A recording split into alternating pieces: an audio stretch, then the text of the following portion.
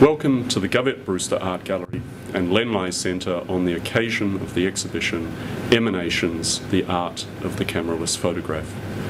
We're very glad to have committed 2 years of working time and a great deal of staff resource to this exhibition, which is opening up a treasure trove of Australian, New Zealand and international collections for our audience. The exhibition is a gift to our audiences as it reveals works from national collections which have been unseen for up to 150 years. We do hope you enjoy the show and find out more with our guest curator, Geoffrey Batchen, and Len Lye curator, Paul Brobbel. This is the first exhibition anywhere in the world to offer a comprehensive survey of the history of photographs made without a camera. The exhibition includes work by about 50 artists from Europe, North America, Asia, and of course Australia and New Zealand, about 260 items in all.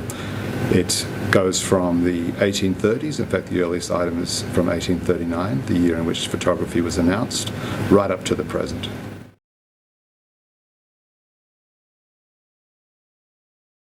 A cameraless photograph is, as it sounds, a photograph made without a camera. We usually tend to associate photography with cameras, but in fact right from the beginning, from the earliest experiments with photography, photographs have been made without cameras. In some ways it's the simplest form of photography. I've brought out in fact a couple of examples that I've made myself using cyanotype paper, and as you can see I've just put some grass on one piece of paper and some salt crystals on the other, exposed it to light and then washed it with cold water, and hey presto, we have a photograph. And we have in a way the most elemental kind of photography in which nature gets to represent itself without any mediation by the human hand. And this of course has appealed to many photographers, both the pioneers of the medium, but of course contemporary artists right up to the present.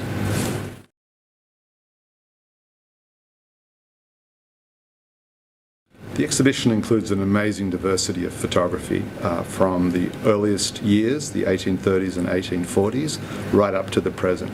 The kernel of the exhibition is a large group of photographs made by Len Lye, first in 1930 and then in 1947. And what we've tried to do is put that work into a larger context. So he is surrounded by important artists from the 1920s, 1930s and 1940s, many of whose work he would have known himself. But then we've expanded backwards into the 19th century and then forwards up to the present. Perhaps about a third of the exhibition is devoted to contemporary art. And that art is widely diverse in the way in which it's been made and the context and motivation of the artists.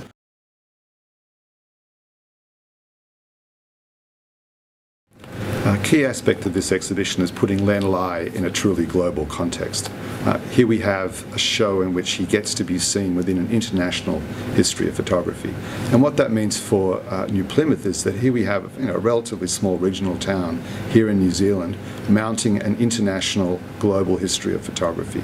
It's a fantastic thing. It hasn't been done anywhere else in the world, and really I hope a lot of people will come and see it.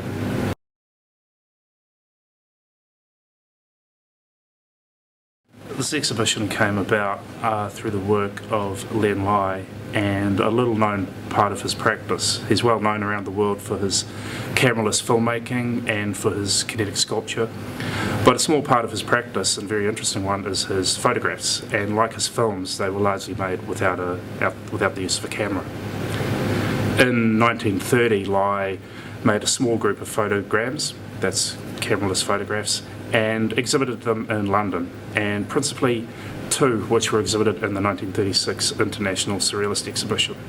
So that's a very small part of Lye's history, but a very, very interesting part of his history for us. Now in the 1940s, 1947 to be exact, Lye was living in New York and produced a very interesting group of shadowgrams, cameraless photographs, that he made with colleagues and acquaintances. Visitors to his studio would be invited to pose for a portrait. So Lye made around 41 cameraless photographs that we have in the Len Lye Foundation collection here, involving people that he knew in New York. And some of these are well-known people, and some of them are just people that Lye and Anne Lye, his wife, knew. So it's a very intriguing body of work for us to work with, and if you excuse the term, it's a bit of a snapshot of Lye in New York in the 1940s.